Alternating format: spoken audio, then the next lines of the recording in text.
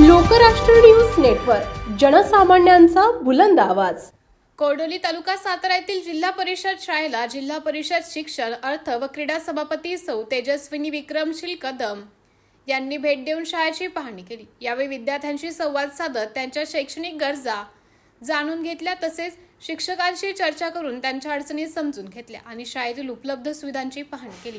ग्रामीण भागातील प्रत्येक जिल्हा परिषद शाळा दर्जेदार, स्वच्छ आणि आवश्यक शैक्षणिक सुविधांनी परिपूर्ण व्हावी यासाठी शिक्षण, अर्थ व क्रीडा सभापती म्हणून तेजस्विनी कदम प्रयत्नशील आहेत।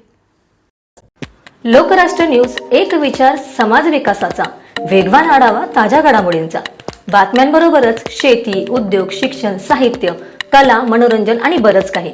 जनतेच्या सर्वांगीण विकासासाठी सदैव तत्पर असणारं, तुमचं आमचं आपलंसं वाटणारं लोकराष्ट्र न्यूज एजन्सीचं परिपूर्ण news channel Lokrashtra news network like करा, सबस्क्राईब करा आणि हो, शेअर करायला विसरू नका।